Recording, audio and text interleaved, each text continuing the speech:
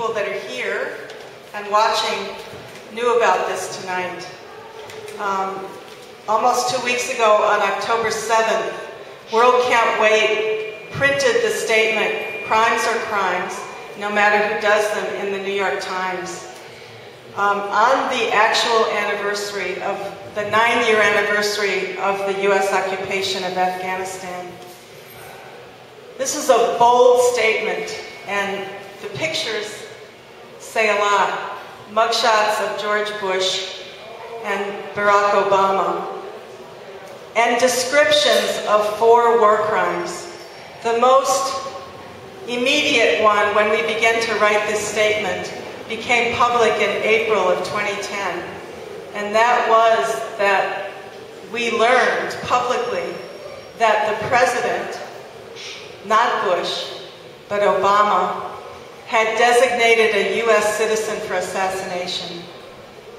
Assassination anywhere, without rule of law, without charges, without a trial, without any kind of due process. Anwar al-Awlaki is to be killed. He's on a to-be-killed list. And when we heard about this, we felt this was such an outrage and such a change even beyond what President Bush did.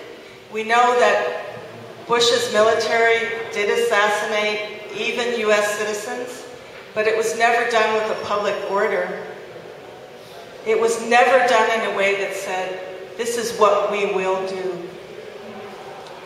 The second war crime that we discussed was the now well-known video that had just come out that month in April called Collateral Murder by WikiLeaks. And we're going to be discussing a lot of that the rest of this evening. The third was the massacre in Gardez, Afghanistan, which we talked about in this ad. Something that was so revealing of the modus operandi of the U.S. military in Iraq and Afghanistan that we felt it must be addressed in an ad. This was the situation in February of 2010 when the U.S. military, in fact, killed Afghani civilians. One was a police officer, the other one was a lawyer, and there were 3 women, the combined mothers of 16 children, all in the same house. This was a nighttime killing. And what did the U.S. first of all say? Well, you know, they were insurgents. But the Afghanis came back and said, no, they weren't insurgents, and in fact, they were killed in their own home. Then as the story develops, the U.S. Special Forces had gone back into the home and dug the bodies out of the 2 women to remove evidence of really who had done this killing.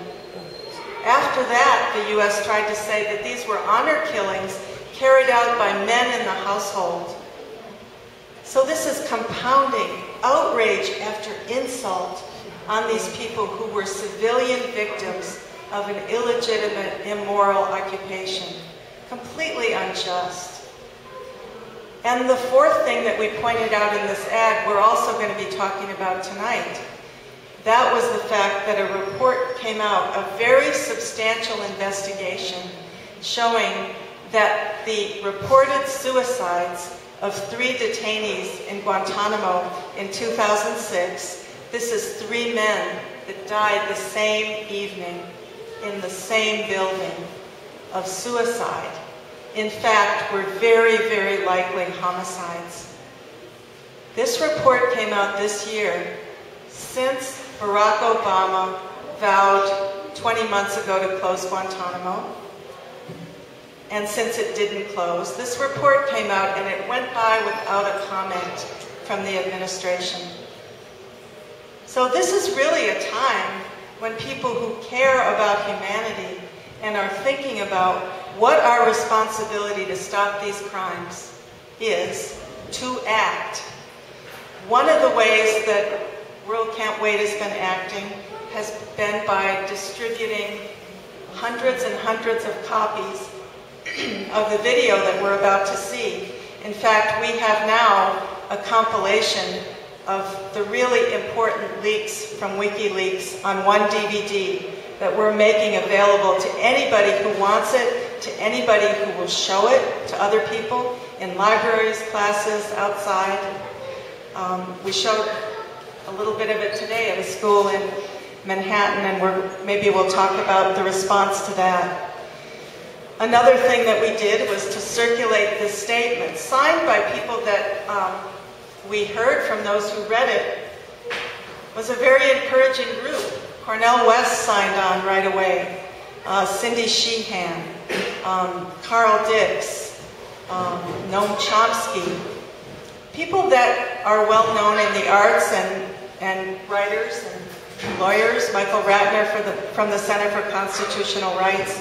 And the message that we were sending out was, these people who really know a lot about these issues and have taken public stands about many important things are united and agree that crimes are crimes, no matter who does them. End the silence of complicity. So this is step 2. People have been writing us saying, I know this is really terrible, what's being done by our government in our name. What should we do about it? So number 1, you're here, you're watching. You're going to get the chance to really engage, whether you're on the web or you're here in the room, with people who know about what they are speaking about and have a plan to respond to it. And if you're on the web, you can send us questions. Debra Sweet, D-E-B-R-A Sweet, at worldcan'twait.net. It's written right where you're watching, or you can call 866-973-4463. The first hour today will be presentations and films.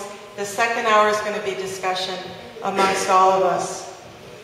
And I want to take this moment just to let people know that rooms like this, broadcasts like this, travel like this is not free, and that World Can't Wait is actively asking you to donate in whatever ways you can, in cash. If you're present, in the form of checks, you can find on our website how to donate, or you can donate immediately online right now at worldcan'twait.net.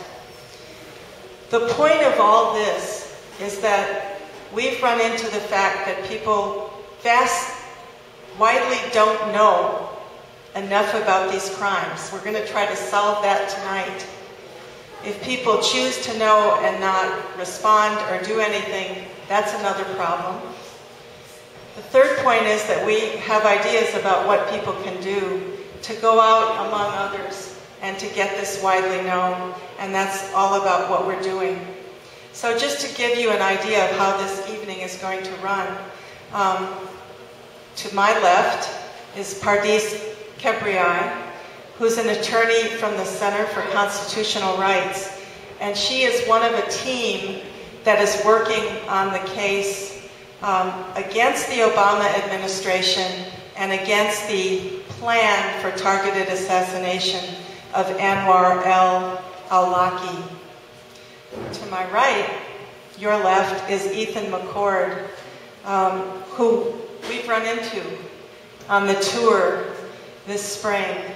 The minute the collateral murder came out, and people saw it, I know many people watching have seen it, you're going to get another chance to see it through Ethan's eyes, because he was there on the scene. He was the one who rescued the children out of the van. And we're really fortunate, number 1, that he's speaking all over the country about this and other abuses and outrages connected with the occupation of Iraq and Afghanistan, and then, of course, that he's here with us. We're also going to see an excerpt of Collateral Murder narrated by Ethan, which is extremely important for us to watch and is also available on the DVD. You can order it through worldcan'twait.net. It's also in the back of the room, hot off the presses. We also have some other information that we'll be discussing about Bradley Manning, who is the Army sergeant who's being prosecuted by the U.S. government for leaking the WikiLeaks. Yeah. Army private, sorry. I'm not that rank conscious. Now I got you. And of course we can talk about WikiLeaks, and we can talk about the continuing crimes of our government and what people can do. So first, what I'd like to do is turn this over to Pardis, who's really prepared a primer for us about what it means that our government and the president is preparing to assassinate a U.S. citizen.